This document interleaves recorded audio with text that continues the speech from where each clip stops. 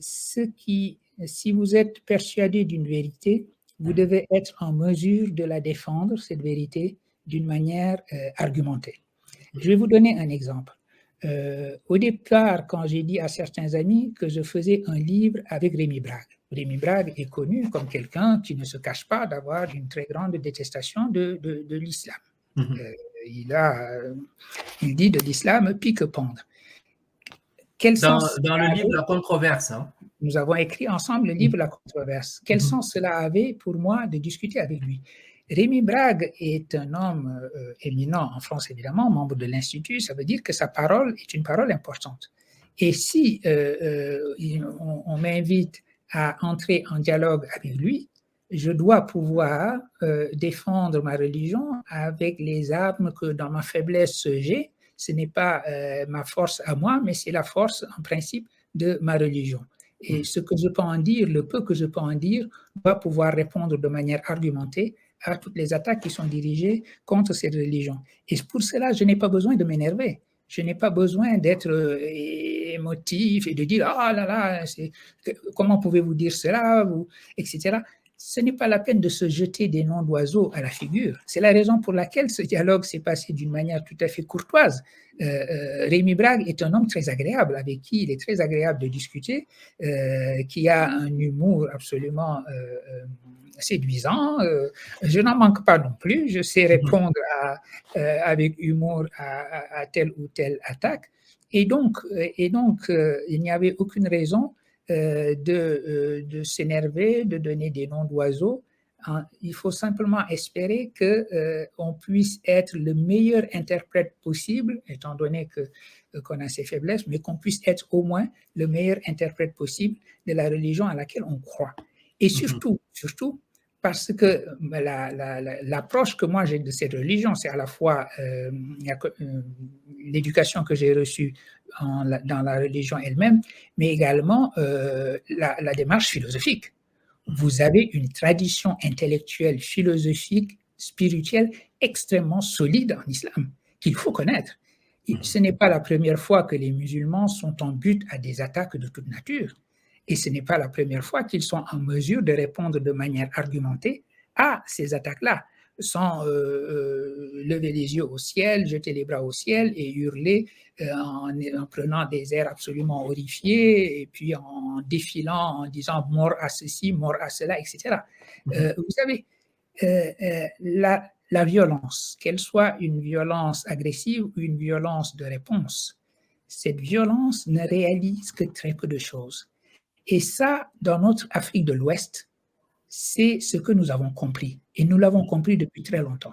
En Afrique de l'Ouest, nous vivons ce qu'on a appelé la tradition souarienne, du nom de ce personnage historique qui est devenu presque mythique, qui était Souaré.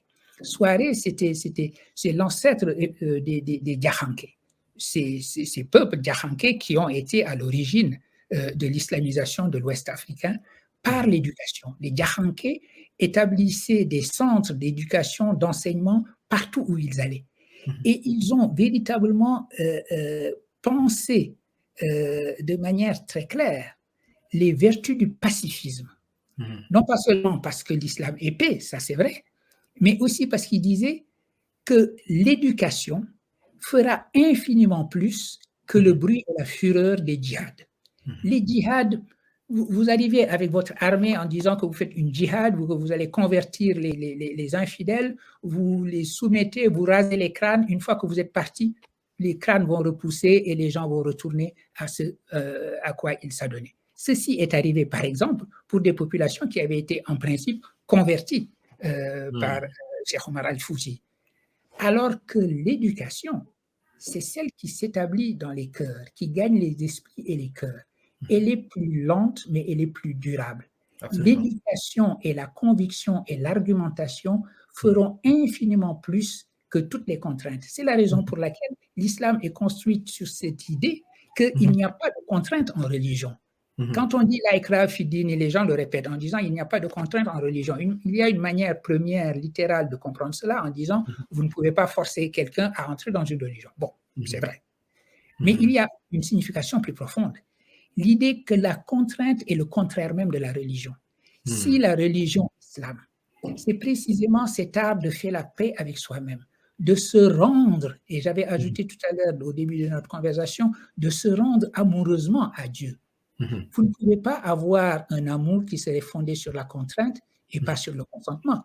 Personne ne peut vous aimer sous la contrainte. En revanche, quelqu'un peut consentir à vous aimer. Eh bien, si la religion est d'abord et fondamentalement une affaire d'amour, elle ne peut reposer que sur le consentement. Et quand vous dites qu'il n'y a pas de contrainte en religion, ça veut dire que la contrainte est le contraire même de la religion. Et là, il faut repérer tout ce qui est contrainte.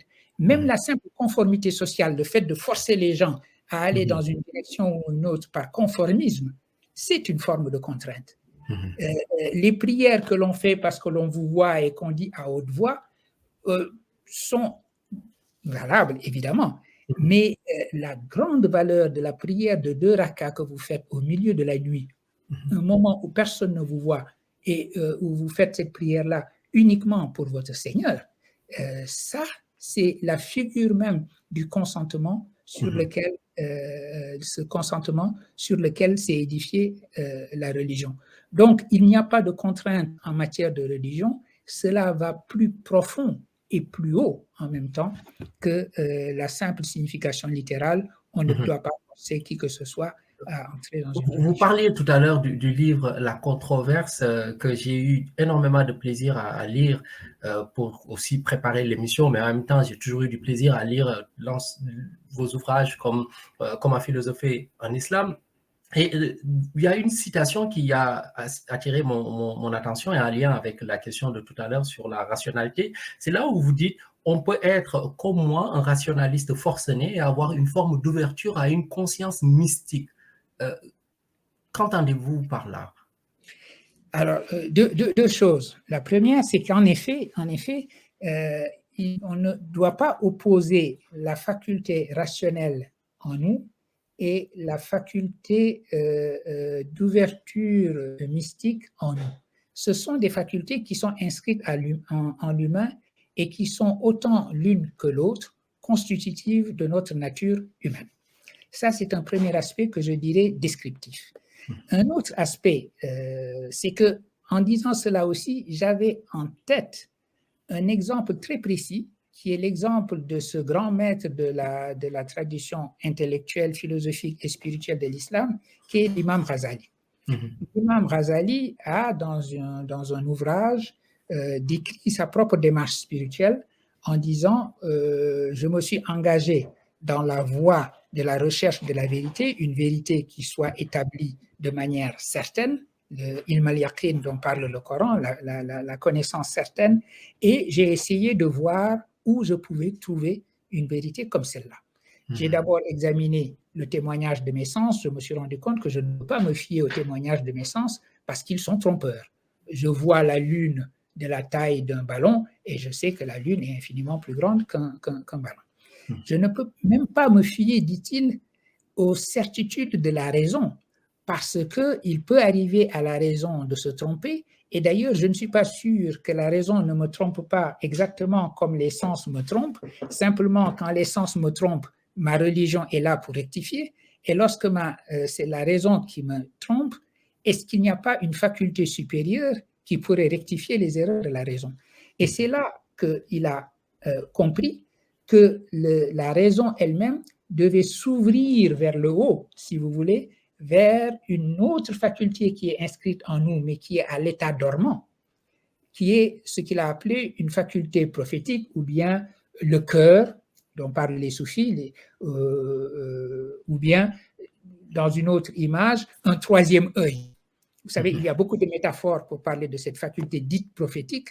On en parle comme étant la connaissance par le cœur, par différence avec la connaissance par la raison, ou bien alors on dit c'est une sorte de troisième œil, comme si nous avions 2 yeux pour voir ce monde-ci et que nous avons un troisième œil pour voir le monde des réalités spirituelles, mais en général cet œil-là n'est pas ouvert et il faut quelque chose d'autre pour l'ouvrir.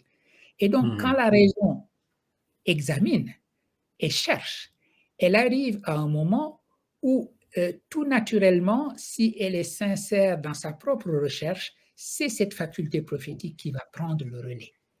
parce que la sincérité de sa démarche fera que Dieu accordera, parce qu'il y a cette sincérité dans la démarche, accordera cette ouverture vers cette dimension supérieure qui est la dimension de la faculté prophétique. La faculté qui était dormante en nous sera une faculté qui sera réveillée. Donc tout se passe comme si il nous faut faire des efforts pour aller jusqu'au bout de la raison et de notre examen d'une manière tout à fait sincère, et à ce moment-là, dans sa miséricorde, Dieu permet que sa propre lumière vienne illuminer notre démarche. Et donc, il y a là, non pas une opposition ou un conflit entre la raison et les connaissances spirituelles, au contraire, il y a à ce moment-là une continuité. C'est donc à cet exemple de l'imam Ghazali que je pensais lorsque je dis qu'on peut être un rationaliste engagé dans l'argumentation rationnelle, dans le questionnement et l'argumentation rationnelle, et si on est sincère dans cette recherche-là, au bout de sa propre recherche, on va trouver l'ouverture vers cette autre faculté qui est une dimension importante de qui nous sommes, qui fait partie de nous, êtres humains, comme la raison et les sens font partie de nous. Excellent.